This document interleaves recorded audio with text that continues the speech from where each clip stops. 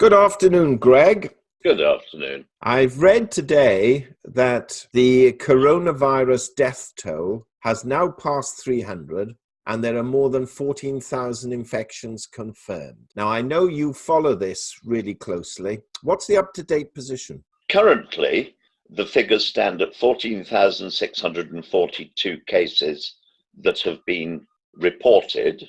And as we're well aware, the vast majority are in China. And the deaths are recorded as 305.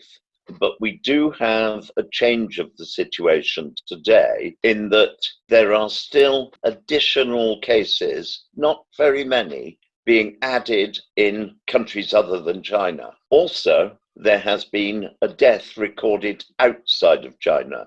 This is the first. This is one of the two Filipinos who are recorded as having the disease. One of them has died, though I must say the stats on this are a little ambiguous in that the Philippines had two cases. They're recording an increase of one case and a death. So this may be either a death outside of their recorded cases, or one of the recorded cases has died and a second person has come forward with the disease. So beware of the ambiguity. We're currently in a situation where the World Health Organization is saying that the figures are that there will be a 2% mortality rate, yet the Philippines, with only two individuals, have had a death recorded. So statistics can be very misleading at this stage. The other thing that is to be remembered is there may be people who have the virus and have not been picked up by the Chinese authorities as having the virus. The virus is seemingly taking between 12 and 14 days to mature and be noticeable. So you can have individuals wandering around for up to 14 days carrying and spreading the virus before they are actually picked up by the system and quarantined. This means that of the 14,000 who already have it, they've been in touch with people for a number of days each. So there are many, many more individuals to come forward with the virus. Well, if we take that 14,000 and let's suppose they come in contact with 5 people each over a period of, say, 12 days, that alone is 840,000 people. Be more realistic, Richard. If those people in their 14 days have only come forward with having been in contact with 5 people, that would be fairly astonishing. No, 5 a day, 5 new people a day. Yes, but that is still a very low figure for somebody who is going about their normal business and going to the market and going to purchase food or going about their everyday life. Caveat to that statement, I would point out that they believe that somewhere between 3 and 5 people are infected by each person who's got it. Yes. So you are back to the figures I quoted. Another high figure. But these are all speculation. And I think it would be irresponsible of us to imply a potential worst case scenario when there is every possibility that this could wither away and this could be the tail end now of the spread. I don't believe it is, and I believe it would be foolish to assume it was. I believe that we are very much at early stages with 14,000 people, high 14,000. We now have a situation where even if 2 of those 14 per 100 in that 14,000 get the disease, you're starting to look at some fairly staggeringly high figures. Well, you're looking at 280 people, aren't you? Well, 300 have already died, so perhaps all those have already happened, haven't they? That's very unlikely, since the figures for your cases have gone up from 11,000, I think it was yesterday morning, to 14,600 odd today. But if infections increase by 3,000 a day, which is what you're now suggesting, how can it be the tail end? I mean, that sounds like it's increasing, not a tail end. I said it could be. Taking a pragmatic viewpoint, I don't believe it is the tail end or should be treated as the tail end. It could be. So what about a cure? What's the situation with regards to a cure? A long way off. Identify the virus, done in Australia. You then have about 6 weeks of research to identify something that will work as an antivirus. You then have to refine that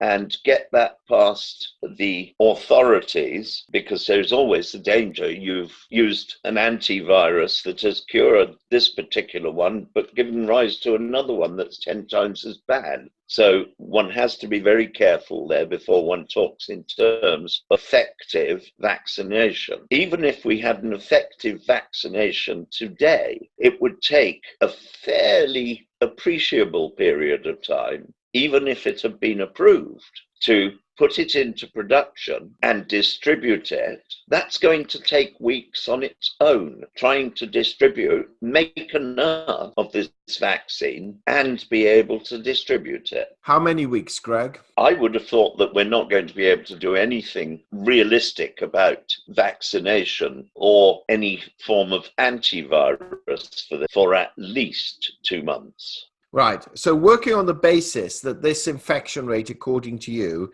is increasing by 3,000 a day, 2 to 3 months, let's say is 100 days, times 3,000, that's another 300,000 cases. And realistically, increasing by exponential number a day. More were declared with the virus today than had been declared with the virus 4 or 5 days ago. Well, that's why I don't understand your comment, we could be at the tail end.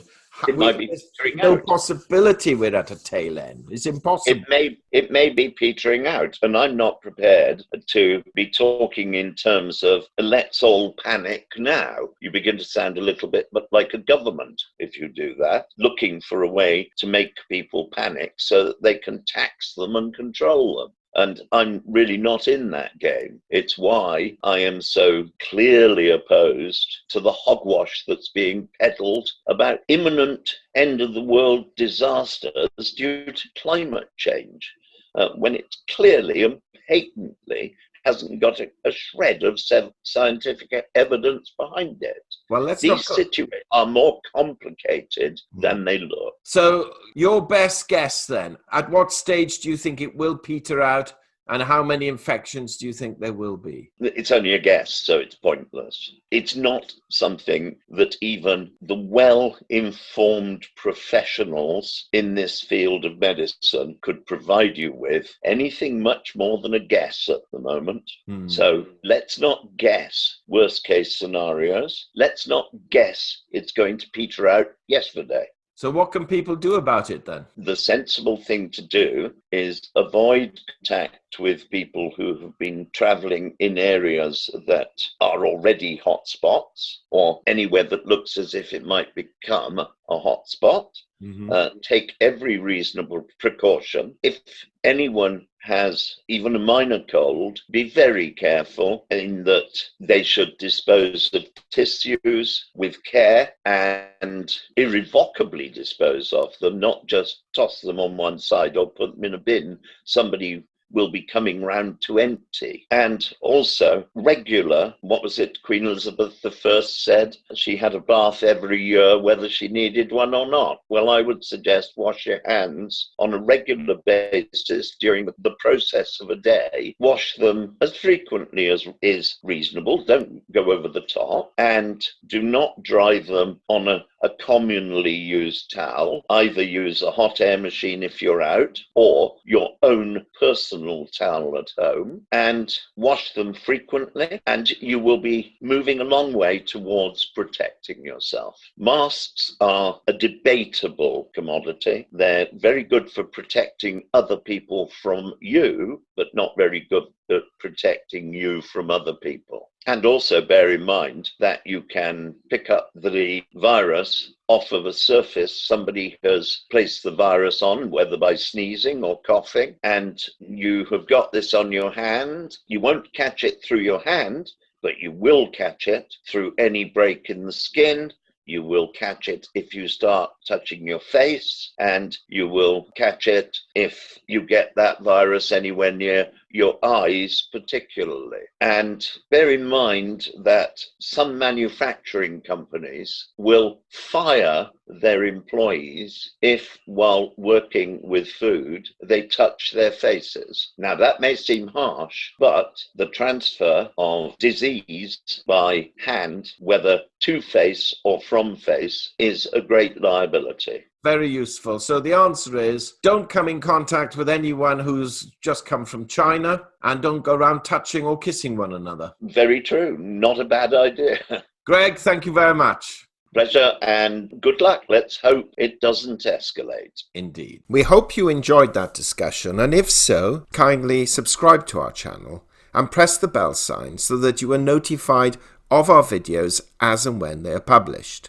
And also in the description box below, we place links to certain books, articles, and programs which you may find of benefit, and for which we will receive a small commission should you purchase through our link. And this will help support our channel and to enable us to develop it further.